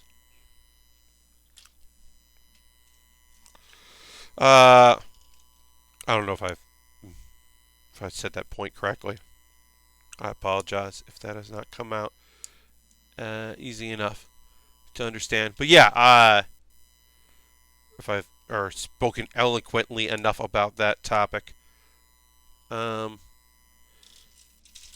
I think that there's there's room for a lot of expression, especially like I said, shows that have people talk like people and behave like people.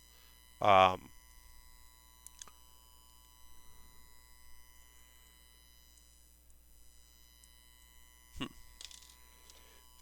I am now just like going in my head about all the shonen shows. Doing the recommendations on Steam has revealed all of the hentai games that are on Steam now. Yeah, there's a lot of them. There's a lot of just stuff out there. Unlock the rest of it on their websites, and here's the thing. And those games have always existed. They just were like, especially some of the anime stuff was just fan translations. Was the way to watch those things, because you just couldn't watch them otherwise. You couldn't get English. Here's the mod with the English pack and whatever, or maybe they did sell, and you just had to know where to get them, and now you can get them. And I don't have necessarily a problem with that. Obviously, I don't like the. I'm not interested in exploitative works, but if it's just like, hey, this is a fighting game, but it's sexy, or whatever, I'm like, oh, okay, sure, you do you. It's a visual novel.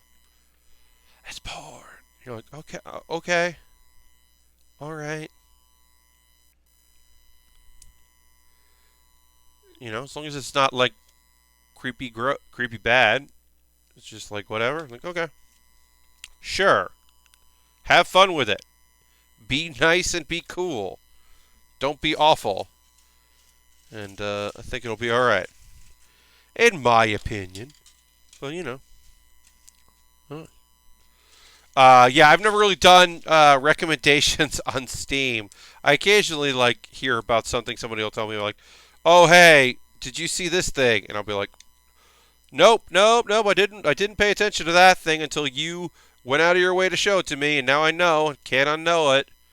That's a weird thing. Why is that on Steam?" Those kind of things.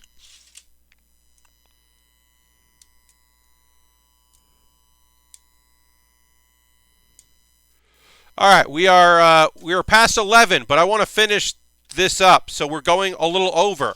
It's rare that I go over my 2 hours. You can try to tell that I'm losing my mind a little bit, but we are going over the 2 hour mark here because I'm going to finish this kit off because there's so little left to build that I just don't want to do it.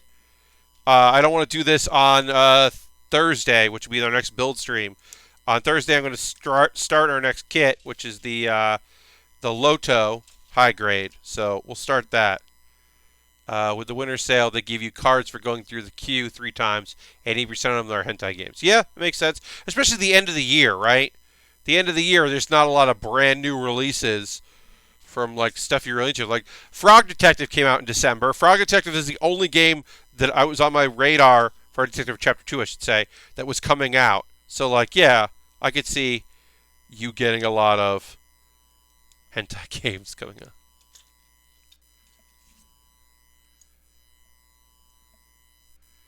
You know, I don't know if anyone's getting rich doing it, but maybe some companies are surviving by going for it. But also, who knows? I don't know how many. I don't know what sales numbers are. Weirdly enough, folks, I don't know what sales numbers are like on hentai games on Steam. I don't have that data. Wonder how Subversive is gonna handle it, or they're just gonna embrace the AOA title. I don't know. Don't know, Dirty. You play one sexy game in Steam unless you know about all of them. Well, there you go. That makes sense. That's good marketing.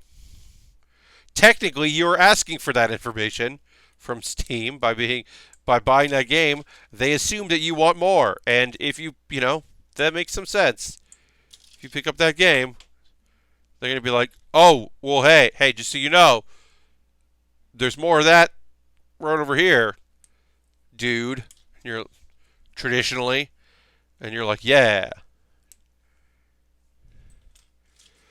Oh, you like this LGBTQ A question mark I game? Oh yeah, we took that off Steam for reasons that we will never get into. But this inappropriate game with these characters that clearly is totally inappropriate for completely and utterly, and there's no good justification for these characters existing in this thing at all. Yeah. We're not gonna do anything about that. Don't worry. Don't worry. We're not gonna do anything.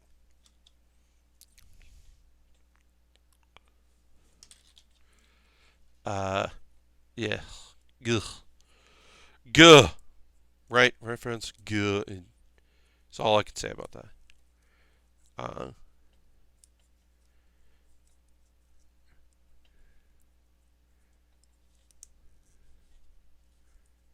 and there we go. All right, so we're making our big gun blade. We're gonna finish this up. Like I said, we're going past our time. Unbelievably, going longer than normal, so that I can finish this big old thing. I want to finish this big silly blade here. Okay, so where does this line into? There's some notches here that I gotta find. Oh, there it is.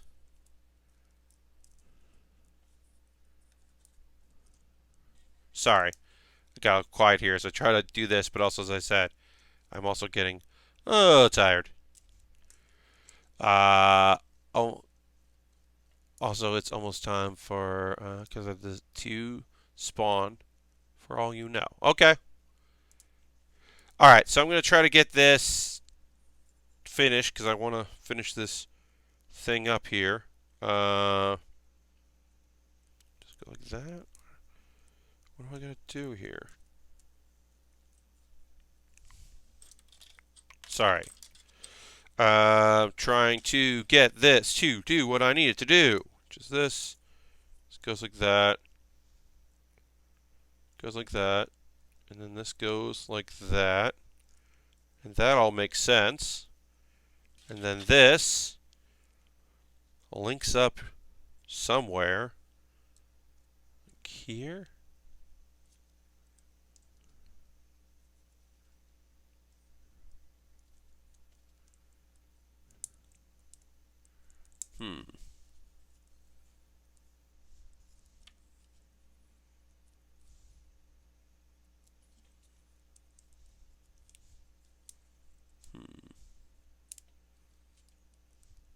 Okay, I think it goes like that. Alright, I think I'm figuring this out now.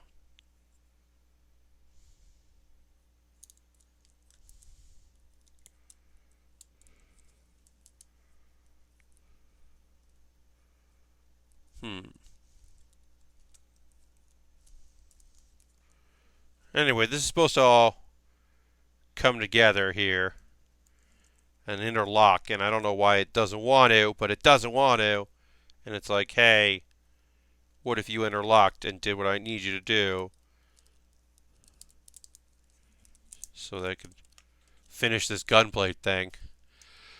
So they're like, there's a bunch of blades or daggers. These things also go attached to this. Once this is done, they all attach, and it becomes this whole thing. It becomes a whole thing.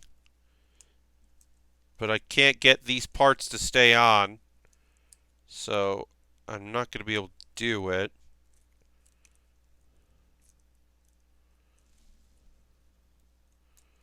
Basically,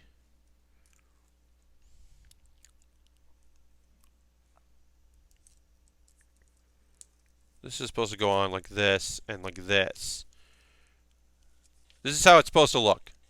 It like locks in like this, but I can't get both sides to lock in, so I can't do it. All right, well, there we go. Okay.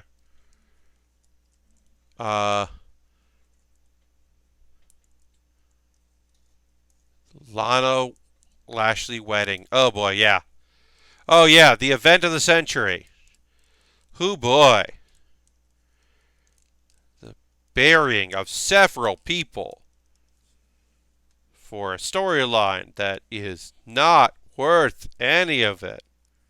Hoo boy. Real stinker.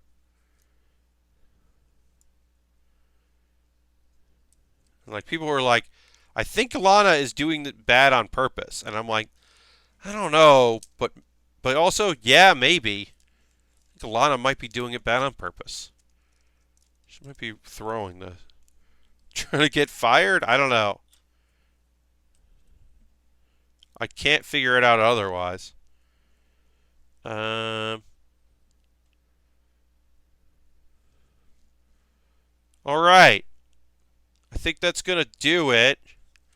So yeah, it becomes this big sword thing, and there's other pieces that pop in and fit in too. But it's this big sword thing. I'm just going to include all these pieces. It's got a big sword. It's got a bunch of weapons. You get it. But yeah, that's going to do it for the stream. We went long. Oh,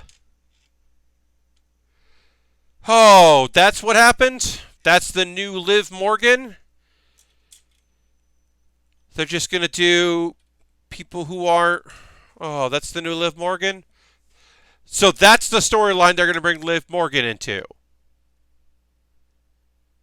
Thank you, Epic Open World. I'm going to send you a whisper when I'm done with getting this uploaded. I'll send you a whisper with information so I can mail you out a kit. Thank you, everybody who watched the stream. I'll be back. My next build stream is on Thursday, but Wednesday, 7 p.m. Eastern. I'm going to be playing some games. I'm going to be trying out some new games. I hope you'll come and check them out. I'm definitely going to do Ape Out. I'm going to do Ape Out. I'm going to play at least one other game. Maybe we'll do some Quiplash if there's people or, and we're interested in doing something like that. So thank you very much for being here. I'm going to run an ad. Feel free to watch it or skip it, but I'm going to run an ad. And I'll see you next time. Bye bye.